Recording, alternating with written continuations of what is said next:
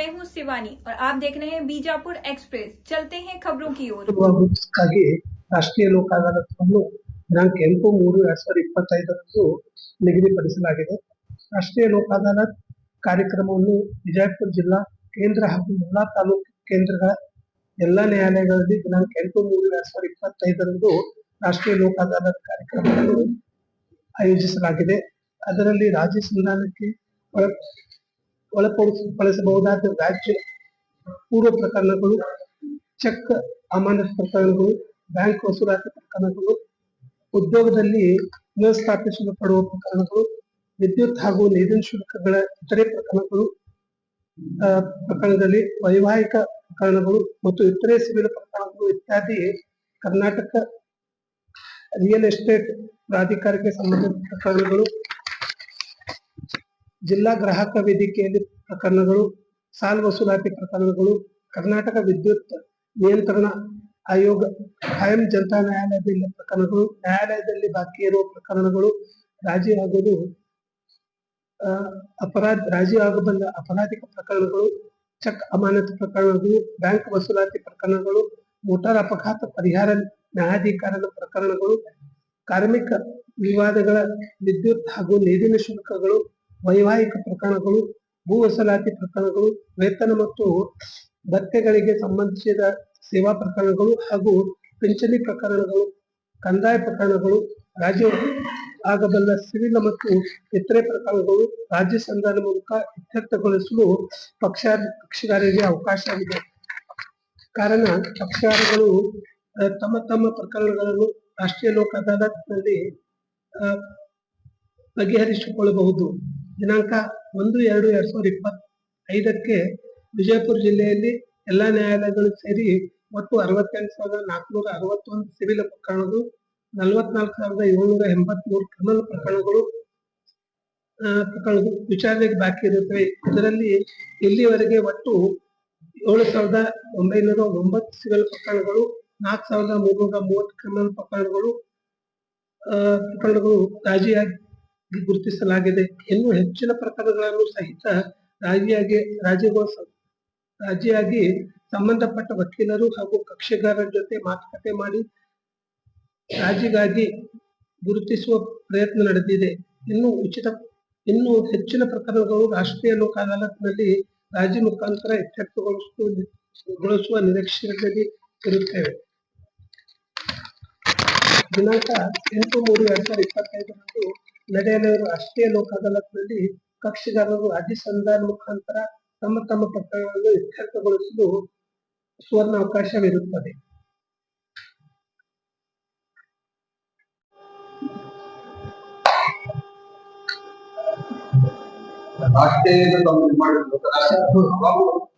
ಈ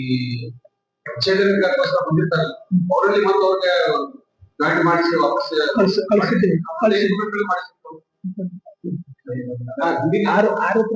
ಆರು ಪ್ರಕರಣಗಳಲ್ಲಿ ರಾಜಿ ಮತ್ತೆ ಕೂಡಿಸಿ ಕಳಿಸಲಾಗಿದೆ.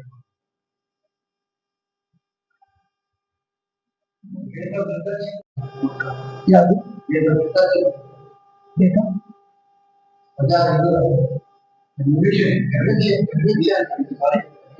ಕನ್ವಿಕ್ಷನ್ ಅದಕ್ಕೆ ನ್ಯಾಯಾಲಯ ಅಷ್ಟೇ ಹೊಣೆಗಾರಲ್ಲ. ನ್ಯಾಯಾಲಯದಲ್ಲಿ ಎಲ್ಲರೂ ಈವನ್ ಸಾರ್ವಜನಿಕರಿಗೂ ಸಹ, ಯಾಕಂದ್ರೆ ಈ ಸಾಕ್ಷಿದಾರರು ನ್ಯಾಯಾಲಯದ ಕಣ್ಣು ಮತ್ತು ಕಿವಿಗಳೇ. ನ್ಯಾಯಾಲಯ ಈ ಒಂದು ಪ್ರಕರಣದ ಬಗ್ಗೆ ಸಾಕ್ಷಿದಾರ ಮೇಲೆ ಆಧಾರ ಇರುವುದು. ಸಾಕ್ಷಿದಾರ ಬಂದು ನಾನು ನೋಡಿಲ್ಲ, ನಾನು ಕೇಳಿಲ್ಲ ಅಂತಂದ್ರೆ ನಾವು ಅವ್ರಿಗೆ ಶಿಕ್ಷೆ ಕೊಡ್ಲಿಕ್ಕೆ ಆಗೋದಿಲ್ಲ. ಸಾರ್ವಜನಿಕರಿಗೆ ಒಂದು ದೇಶದ ಬಗ್ಗೆ, ರಾಜ್ಯದ ಬಗ್ಗೆ, ತಮ್ಮ ನಾಡಿನ ಬಗ್ಗೆ ಹಿತಾಸಕ್ತಿ ಬೇಕಾಗುತ್ತೆ. ಈಗ ನಾವು ಕೆಲವೊಂದ್ಸತಿ ನಾವು ನೋಡ್ತೀವಿ, ಎಲ್ಲರೂ ನೋಡ್ತಾರೆ, ನನ್ಗೇನ್ ಮಾಡೋದು. ನಂತರ ಒಂದ್ಸತಿ ನಮ್ಮ ಮೇಲೆ ಬಂದಾಗ ನಾವು ಎಚ್ಚರಿಕೆ ಕೊಡ್ತೇವೆ. ಯಾರು ಸಾಕ್ಷಿ ನೋಡ್ಯಾಕ ಬರ್ಲಿಲ್ಲ, ಕೇಸ್ ವಿಫಲ ಆದಾಗ ನಾವು ಅಕ್ವಿಟಲ್ ಆದಾಗ ಅವ್ರಿಗೆ ಬಹಳ ದುಃಖವಾಗ್ತದೆ.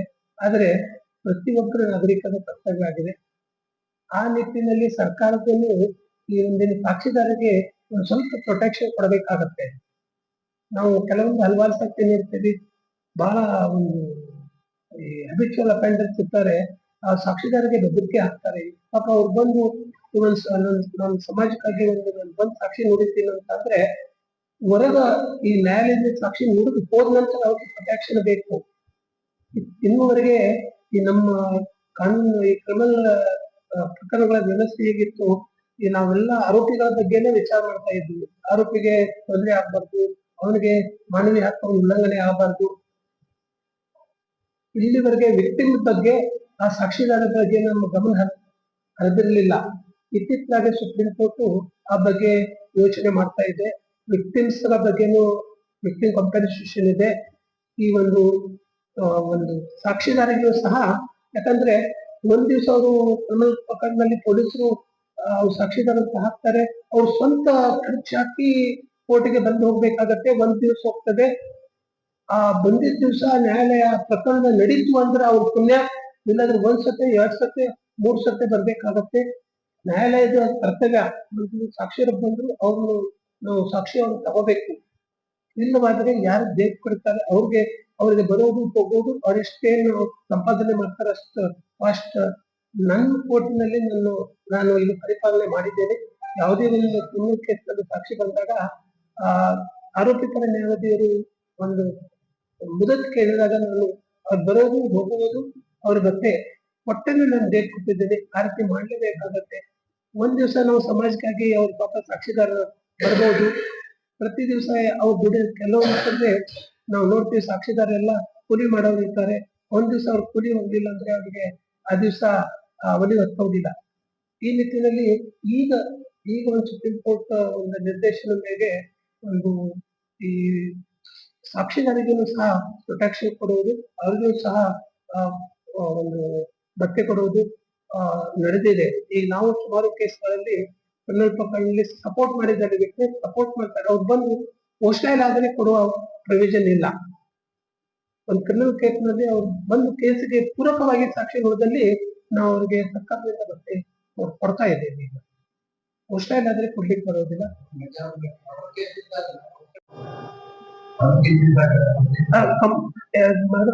ಲೀನಿಯಸ್ ಅಫೆನ್ಸಸ್ ಅಂತ ಈ ಒಂದು ಸತ್ರ ನ್ಯಾಯಾಲಯದಲ್ಲಿ ಏನ್ ಪ್ರಕರಣ ನಡೀತವೆ, 7 ವರ್ಷಕ್ಕಿಂತ ಹೆಚ್ಚಿನ ಪ್ರಕರಣಗಳು ಸತ್ರ ನ್ಯಾಯಾಲಯದಲ್ಲಿ ಕ್ರಮದಲ್ಲಿ ನಡೀತವೆ. ಅಲ್ಲಿ those are non compoundable cases. ಈಗಿದೆ ಅವ್ರು ಮಾಡ್ತಾರೆ, ಅದಕ್ಕೆ ಯಾವುದೇ ಕ್ರಿಮಿನಲ್ 3 ವರ್ಷದ ಒಳಗಾಗಿ ಇತ್ಯರ್ಥವಾಗ್ಬೇಕು. ಅದಕ್ಕೆ ಒಂದು ಕ್ರಿಮಿನಲ್ ಎದುರಿಸ್ಕೊಳ್ಳೋದ್ರಲ್ಲಿ ಹೇಳಿದೆ.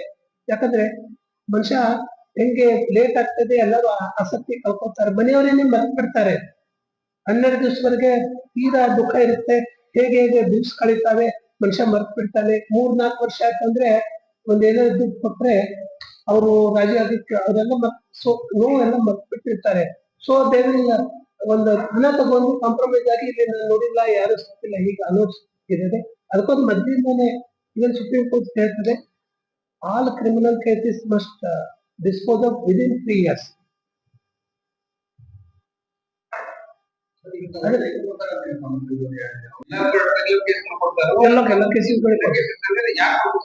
ಸರ್ಕಾರದಿಂದ ನಮ್ಗೆ ಫಂಡ್ ಬಂದಿತ್ತು, ಕಾಂಟಿನ್ಯೂಸಿ ಫಂಡ್ ಬಂದಿದೆ. ಹಿಂದೆ ಬರ್ತಿರ್ಲಿಲ್ಲ, ಈಗ ಬರ್ತಾ ಇದೆ ಫಂಡ್. ನಮ್ಗೆ ಕೋರ್ಟಿಗೆ ಕಾಂಟಿನ್ಯೂಸಿ ಫಂಡ್ ನಲ್ಲಿ ಕೊಡ್ತಾರೆ, ಒಂದು ಹೆಡ್ ನಲ್ಲಿ ಅಮೌಂಟ್ ಹಾಕ್ತಾರೆ.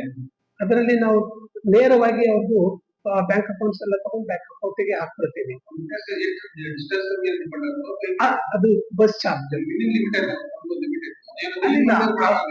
ಹೀಗಿದೆ. ಆ ಪ್ರಕರಣ ಎಲ್ಲಿ ನಡೆದಿದೆ ಅಲ್ಲಿಂದ ಅವ್ರ ಊರು ಅಲ್ಲಿಂದ ಇಲ್ಲಿ ಬರೋದು. ಅವ್ರು ಡೆಲ್ಲಿಗೆ ಹೋಗಿದ್ರೆ ಡೆಲ್ಲಿ ಬರಲ್ಲ. ಅವ್ರು ಎಲ್ಲಿ ಘಟನೆ ನಡೆದಿದೆ ಅಲ್ಲಿಂದ ಆ ಪ್ಲೇಸ್ ನಿಂದ ಅವ್ರು ನ್ಯಾಯಾಲಯಕ್ಕೆ ಬಂದು ಹೋಗೋದು ಬರೋದು. ಆಮೇಲೆ ಒಂದು DNA ಅದು ಸುಗೀತ ಮತ್ತೆ ಈಗ ವಾಟ್ ಈಸ್ ಹ್ಯಾಪನಿಂಗ್ ಹೋಗ್ತದೆ, ಒಂದ್ ದಿವಸ ಹೋಗ್ತೇವೆ. ಅವ್ರು ನೋಡಿ, ನಾನು ಸುಮಾರು ಕಡೆ ಬೆಂಗಳೂರಿನಲ್ಲಿ ಅಲ್ಲಿ ಸೇವೆ ಕೊಟ್ಟಿದ್ದೇನೆ. ಅಲ್ಲಿ ಸುಮಾರು ಕೇಸ್ಗಳಲ್ಲಿ ಬರ್ತಿರ್ಲಿಲ್ಲ. ನಾವು ಯಾವ ದಿವಸ ಇರ್ತೀವಿ ಆ ದಿವಸ ನಾವು ಕೇಸ್ ತಗೊಂಡು ಬರ್ತಾರೆ. 4-5 ಸತಿ ಅವ್ರು ಬೇಕು ಕೊಟ್ರೆ ನಮ್ಗೆ ಏನ್ ಮಾಡೋದು ಅಂತಾರೆ. ಎಷ್ಟಂತ ಸಮಾಜಿಗೆ ನಾವು ಸೇವೆ ಮಾಡಕ್ಕಾಗತ್ತೆ. ಅವ್ರಿಗೆ ಎಷ್ಟು ಇತಿಮಿತಿನಲ್ಲಿ ಮಾಡ್ಬಹುದು ಸಮಾಜ ಸೇವೆ ಅಂತ. ನಾವು ಒಂದೊಂದ್ ಕೇಸ್ಗೆ 4 ದಿವಸ ಹೋಗಿ ನಾಳೆ ಬಾ ಅಂತಂದ್ರೆ ನಾವು 1 ಪೈಸೆ ಕೊಡದೆ ಮಾಡೋದ್ರಿಗೆ ಹೇಗೆ ಬರ್ತಾರೆ. ಅದು ಸುಮಾರು ಬಿಸ್ನೆಸ್ ಕಡೆಗೆ ಮಾಹಿತಿ ಇಲ್ಲ ಸರ್. ಸಾಮಾನ್ಯ ಜನರು ಮಾಹಿತಿ ಇಲ್ಲ ಅಂದ್ರೆ ನಾವು ಯಾಕೆ ಬಿಸ್ನೆಸ್ ಸಂಬಂಧ ನಾವು ಕರೆಕ್ಟ್ ಮಾಹಿತಿ ಕೊಡ್ತೇವೆ ಅಂತ ಮಾಹಿತಿ ನಮ್ ಇಲ್ಲ. ಕರ್ತವ್ಯ ಅದು ನಾವು ಕೊಡ್ಲೇಬೇಕು. ನಾವು ಹೇಳ್ತೇವೆ ಮಾಹಿತಿ ಜನರಿಗೆ ಬೇಕಲ್ಲ. ಅಂದ್ರೆ ನಾವು ಯಾಕೆ ಬಿಸ್ನೆಸ್ ಹಾ. ಈಗ ಅದಕ್ಕೆ ನಾವು ಮಾಹಿತಿನೇ ಇಲ್ಲ ಅದು. ನಾವು DLSA ಹೇಳ್ತೇವೆ, ಪ್ರಕರಣ ಮಾಡ್ತೇವಲ್ಲ ಅದ್ರಲ್ಲಿ ಮಾಹಿತಿ ಕೊಡ್ತೀವಿ. ಇದೆ ನಾವು ಹೇಳ್ತೇವೆ. ಮಾಹಿತಿ ಕೊಟ್ಟರೆ ಪಾಪ ಬಡವರಿಗೆ ಈಗ ಏನಾಗಿದೆ ಕ್ರಿಮಿನಲ್ ಕೇಸಸ್ ನಲ್ಲಿ ಈ JMHC ಕೋರ್ಟ್ ನಲ್ಲಿ ಇತ್ತು 95% ಓಸ್ಟ್ರೇಲಿಯಾನೇ ಆಗ್ತಾರೆ. ಸರ್ ಅದು ಈಗ ಎಲ್ಲಾ ಕಡೆ ಈಗ ಹಂಡ್ರೆಡ್ಸ್ ಆಫ್ ಕೇಸಸ್ ಅಲ್ಲ, ನೂರಾರು ಕೇಸ್ಗಳಲ್ಲಿ ವಿಟ್ನೆಸ್ ಗಳು ನೂರಾರು ಇರ್ತದೆ. ಎಲ್ಲರಿಗೂ TDA ಸಪೋರ್ಟ್ ಮಾಡ್ತಾ ಇಲ್ಲ. 95% ಕೇಸಸ್ ನಲ್ಲಿ ಓಸ್ಟ್ರೇಲಿಯಾ ಆಗ್ತಾರೆ. ಅಲ್ಲ ಅದಕ್ಕೆ ಏನ್ ಅದೇ ಕೊಡ್ತಾರೆ ಟ್ರೆಂಡ್ ಆಗಿದೆ. ಆ ರೀತಿ ಜನಗಳು ಏನಾಗಿದೆ ನಾನು ನೋಡಿಲ್ಲ, ನನಗೆ ಗೊತ್ತಿಲ್ಲ ಅಂತಾರೆ. ಅವಾಗ 95% ಹೊಸ ಇದೆ. ಆಮೇಲೆ sir that is the reason why the rate of criminal conviction rate is less. ನಮಗೆ ಸರ್ ಈ ಲೋಕರೇ ಜಾಸ್ತಿ ಕ್ರಿಮಿನಲ್ ಪ್ರಕರಣದಲ್ಲಿ ಮಾಡಿರ್ತಾರೆ. ಯಾವ ಅಂದ್ರೆ ಏಜ್ ನೋಡಿ ಕ್ರಿಮಿನಲ್ ನಮ್ಮ DLSದಿಂದ ನಾವು ಸ್ವಲ್ಪ ಜಾಗೃತಿ ಮಾಡ್ತಾ ಇದ್ದೀವಿ. ಕೌಶಲ ಕಾರ್ಯಕ್ರಮಗಳನ್ನು ಅಲ್ಲಿ ಸಮಾಜದಲ್ಲಿ ಕರ್ತವ್ಯ ಇದೆ. ಮನೆಯಿಂದ ನಾವು ಸ್ವಲ್ಪ ಮಕ್ಕಳು, ಯಾಕಂತಂದ್ರೆ ಈ ಮೊಬೈಲ್ಸ್ ಇದು ಬಂದಿದ್ರಿಂದ ಮತ್ತು ಮಕ್ಕಳಿಗೆ ಈ ಸೋಷಿಯಲ್ ಮೀಡಿಯಾದಿಂದ, ಯಾಕಂದ್ರೆ ಒಳ್ಳೇದನ್ನು ಇವತ್ತಾಗಲು ನಮ್ಗೆ ಬರಲು ಬಹಳ ಕಷ್ಟ ಐತೆ. ಕೆಟ್ಟದ್ದು ತಾನೇ ಬರ್ತದೆ, ಕೆಟ್ಟದ್ದು ತಾನೇ ಬರ್ತಿದೆ. ಒಳ್ಳೇದು ಬೆಳೆಸ್ಬೇಕಾದ್ರೆ ಅದು ಕಷ್ಟಪಟ್ಟು ಬೆಳೆಸ್ಬೇಕಾಗ್ತೈತೆ. ಅದಕ್ಕೆ ಪ್ರತಿಯೊಂದು ಸಮಾಜದ ನಮ್ಮ ಮನೆಯಿಂದ ಸ್ಟಾರ್ಟ್ ಆಗ್ಬೇಕು. ನಾವು ಆನೆಸ್ಟಿ ಮೊದಲಿನ ಮನೆಯಿಂದ ಸ್ಟಾರ್ಟ್ ಆಗ್ಬೇಕು. ಆ ಮಕ್ಕಳಿಗೆ ನಾನ್ ಆನೆಸ್ಟ್ ಇದ್ರೆ ನನ್ನ ಮಕ್ಕಳು ಆಗ್ತಾರೆ. ನಾನು ಏನೇನು ಮಾಡ್ತಿದ್ರೆ ಮಕ್ಕಳಿಗೆ ಹೇಳಿದ್ರೆ ಕೇಳೋದಿಲ್ಲ. ಕರೆದಿ ಅವ್ರು ಹೇಳ್ದಂಗೆ ಮಕ್ಕಳು ನಾವೇನ್ ಮಾಡ್ತೀವಿ ಅದೇ ಮಾಡ್ತಾರೆ. ನಾವ್ ಹೇಳಿದ್ದ ಮಾಡಲ್ಲ, ನಾವು ಮಾಡಿದ್ದ ಮಾಡ್ತಾರೆ. ಅದಕ್ಕೆ ಪ್ರತಿ ಮನೆಯಿಂದ ಈ ಆನೆಸ್ಟಿ ಸ್ಟಾರ್ಟ್ ಆಗಬೇಕಾಗುತ್ತೆ. ನಾವು ಬಹಳ ಇದು ಮಟ್ಟದಲ್ಲಿ ಬಂದಿದೆ. Again it is to be started from westernise ಎಲ್ಲ ಬಿಟ್ಟು ನಮ್ಮ ಸಂಸ್ಕೃತಿ ನಾವು ಬೆಳೆಸಬೇಕು. ಯಾಕಂದ್ರೆ ಇವನ್ ಮೊದಲು ನಾವು ನೋಡ್ತಿದ್ವಿ, ಯಾವ್ದಾದ್ರು ಒಂದು ದುಡ್ಡು ಕೊಟ್ಟರು ಅದರಲ್ಲಿ ಹಾಗೆ ತಗೋಬೇಡ, ಹೋಗಿ ಉಂಡಿಯಲ್ಲಿ ಹಾಕ್ತದೆ, ದೇವರಿಗೆ ಹಾಕ್ತಂತೆ ನಮ್ಮ ಮನೆಯಲ್ಲಿ ಕಲಿಸ್ತಿದ್ರು. ಇವಾಗ ಅದು ಹೋಗಿದೆ, ಏನು ಸುಖ ತಗೊಳ್ತೀವಿ ಅಲ್ವಾ? ಅದರಿಂದ ಅಷ್ಟು ಕಡಿಮೆ ಮೊದಲು ತಗೊಂತಿರ್ಲಿಲ್ಲ. ಯಾಕಂದ್ರೆ ತಗೊಂಡ್ರೆ ಅದೇ ಅಭ್ಯಾಸ ಆಗ್ತೈತೆ ಅಂತ ದುಡಿಯಾಕಲಿ ಅಂತ ಅದೇನು ಇನ್ನು ಫ್ರೀನಲ್ಲೇ ಬಂದಿದೆ, ಫ್ರೀ ಇದರಲ್ಲಿ ಬಂದಿದೆ. ನಾಳೆ ಇನ್ನೊಂದು 25 ವರ್ಷ ಅಂತ ಬಹಳ ಕಷ್ಟ ಐತೆ. ಎಲ್ಲ ಇದೇ ಕಲ್ಕೊಂಡ್ ಬಿಟ್ಟು ಅಂದ್ರೆ ಕೆಲಸ ಮಾಡೋದೇ ಇಲ್ಲ. ನಾವು ಕೆಲಸ ಮಾಡಕ್ ಕಲಿಸ್ಬೇಕು. ಕಷ್ಟ ಇನ್ನು ಸೈಬರ್ ಕ್ರೈಮ್ ಇದೆಲ್ಲ ಬಂದಿದ್ರಿಂದ ಮ್ಯಾಕ್ಸಿಮಮ್ ಪ್ರೂವ್ ಮಾಡಬಹುದು. ಸ್ವಲ್ಪ ನಾಲೆಜ್ ಬೇಕು. ಅದು ರಿಕವರಿ ಏನಿದಾವೆ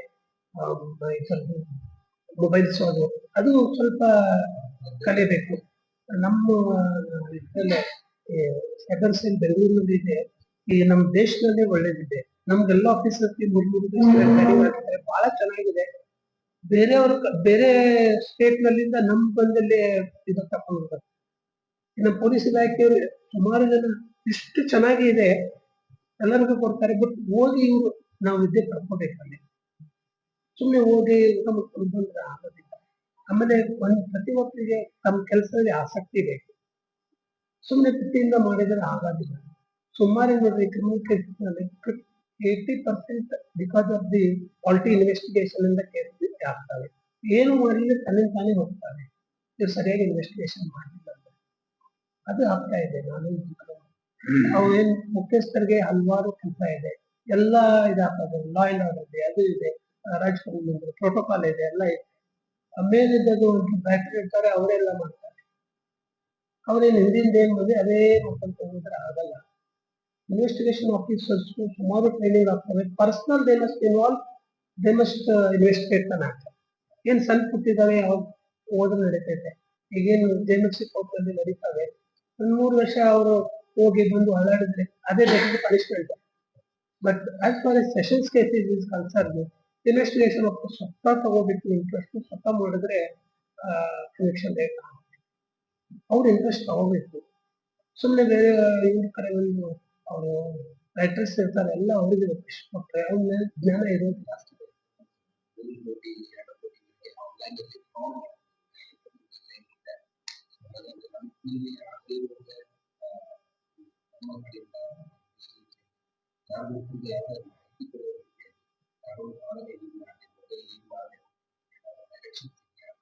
ಅಲ್ಲ, ಈ ಸೆಂಟ್ರಲ್ ಗೌರ್ಮೆಂಟ್ ಎಲ್ಲ ಈವನ್ ಮೊಬೈಲ್ ಹೇಳ್ತಾ ಇದೆ. ನಮ್ಮಲ್ಲಿ ನಮ್ಮ ಕಡೆಯಿಂದ ನಾವು ಲೀಗಲ್ ಎದ್ದಿಂದನೇ ಏನ್ ಪ್ರಚಾರ ಮಾಡಿದ್ರೆ ಅಲ್ಲೇ ನಾವು ಮಾಡ್ತಾ ಇದ್ದೀವಿ. ಅದರಿಂದನೇ ಪ್ರತ್ಯೇಕವಾಗಿ ಫಿಫ್ತ್ ಸೆಷನ್ಸ್ ಕೋರ್ಟ್, ಜಿಲ್ಲಾ ನ್ಯಾಯಾಲಯ, ಹೆಚ್ಚುವರಿ ಅಲ್ಲಿ ಆ ಜುರಿಸ್ಟಿಕ್ಷನ್ ಅಲ್ಲಿ ಮುದ್ದೇಬಿಹಾಳ ತಾಲೂಕಿನಲ್ಲಿ ಬಂದಂತ ಎಲ್ಲ ಕೆಟ್ಟು ಅಲ್ಲಿ ಅಲ್ಲಲ್ಲ, ಅದು ಮುದ್ದೇಬಿಹಾಳ ತಾಲೂಕಿಗೆ ಸಂಬಂಧಪಟ್ಟಂತ ಎಲ್ಲ ಕ್ರಿಮಿನಲ್ ಸೆಷನ್ಸ್ ಕೇಸ್ಗಳು ಮತ್ತೆ LAC ಕೇಸ್ಗಳು ಆಮೇಲೆ ಅಪೀಲ್ಗಳು ಎಲ್ಲ ಅಲ್ಲೇ ನಡೀತವೆ. ಇದೆ, ಸಿಂಧಿಗಿನಲ್ಲಿ ಬೇಡಿಕೆ ಇದೆ, ಹಿಂದಿ ಕೋರ್ಟ್ ನಲ್ಲಿ ಬೇಡಿಕೆ ಇದೆ. ಅಲ್ಲ, ನಮ್ಗೆ ಏನ್ ಇದು ಕೊಡ್ತಾರೆ, ನಾವು ರಿಜಿಸ್ಟ್ರಾರ್ ಜನರಲ್ಗೆ, ರಿಜಿಸ್ಟ್ರಾರ್ ಜನರಲ್ ಎಲ್ಲ ಸಬಾರ್ಡಿನೇಟ್ ಕೋರ್ಟ್ನಿಂದ ನಮ್ಮ ಸ್ವೀಕರಿತ ತಗೊಂಡು ಉಚ್ಚ ನ್ಯಾಯಾಲಯದ ಮುಂದೆ ಗೌರವ ಉಚ್ಚ ನ್ಯಾಯಾಲಯ ಅಲ್ಲಿಂದ ಸಬ್ ನಮ್ಮ ರಿಜಿಸ್ಟ್ರಾರ್ ಜನರಲ್ ಮೂಲಕ ಉಚ್ಚ ನ್ಯಾಯಾಲಯ ಲಾ ಮಿನಿಸ್ಟರ್ಗೆ ಕಳಿಸ್ತಾರೆ. ಬಸವನ ಬಾಗೇವಾಡಿಯವರು ಬೇಡ್ತಾರೆ. ಬಸವನ ಬಾಗೇವಾಡಿಯವರು additional district court.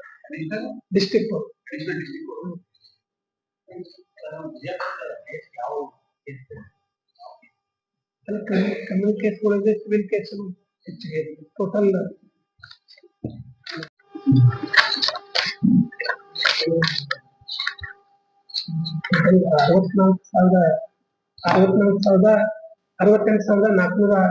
$64,461 total case ಇದೆ.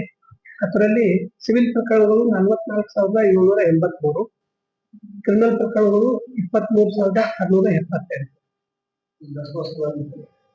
ಇದರಲ್ಲಿ ಒಂದು 20 ವರ್ಷದ ಒಂದು 5 ಅಥವಾ 6 ಇದೆ.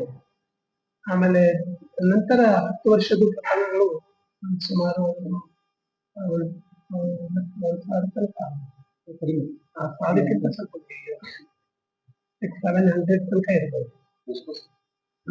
ಪೋಕ್ಸೋ ಬಹಳ ಕಡಿಮೆ ಇದೆ, ನಮ್ಮಲ್ಲಿ ಫುಲ್ ಎಫರ್ಟ್ ಆಗಿದೆ. ಬಹಳ ಈ ಹೊಸ ಓಲ್ಡ್ ಯಾವುದೇ ಪ್ರಕರಣ ಇಲ್ಲ. ಈ ವರ್ಷದ್ದು ಈ ವರ್ಷ ಎಫರ್ಟ್ ಆಗ್ತಾ ಇದ್ದಾರೆ. 20 ಕೇಸ್ ಮಾತ್ರ ಉಳಿದಿದೆ.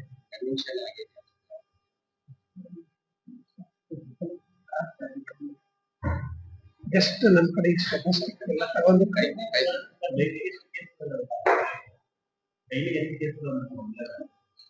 ವಿಲೇವಾರಿ ನಮ್ಗೆ ಏನಿದೆ, ಈ ಪ್ರತಿಯೊಂದು ನ್ಯಾಯಾಲಯಕ್ಕೆ ಮಿನಿಮಮ್ 12 ಕೇಸ್ಗಳನ್ನು ಮಂತ್ಲಿ ಡಿಸ್ಪೋಸ್ ಆಗ್ಬೇಕಂತ. ಆಮೇಲೆ ಇತರೆ ಕೇಸ್ಗಳು ಮಿಸ್ಲೇನಿಯಸ್ ಇರ್ತವೆ, ಅವೆಲ್ಲ ರಜೆ ಆಗುತ್ತವೆ, ಅವೆಲ್ಲ ಇರ್ತವೆ. ಮಿನಿಮಮ್ ಅಷ್ಟು ಮಾಡ್ಬೇಕಂತ, ಮಿನಿಮಮ್ ಅದು ಹೆಚ್ಚಿಗೆನೆ ನಮ್ಮ ಮೇಲೆ ಹೈಕೋರ್ಟ್ ನಲ್ಲಿ ಒಂದು ನಾರ್ಮ್ಸ್ ಮಾಡಿದ್ದಾರೆ. ಪ್ರತಿಯೊಂದು ಒಂದು ಕಾಂಟೆಸ್ಟೆಡ್ ಕೇಸಸ್ ಇದಾವೆ, ಮಿನಿಮಮ್ 12 ಆಗಬೇಕು ತಿಂಗಳಿಗೆ. ಅದು ಕನಿಷ್ಠ, ಹೆಚ್ಚಿಗೆ ಎಷ್ಟು ಆದ್ರೂ ಮಾಡ್ಬೋದು, ಅದಕ್ಕಿಂತ ಕಡಿಮೆ ಆಗ್ಬೋದು. ಸರಿ, ಆಗ್ತಾ ಇದೆ.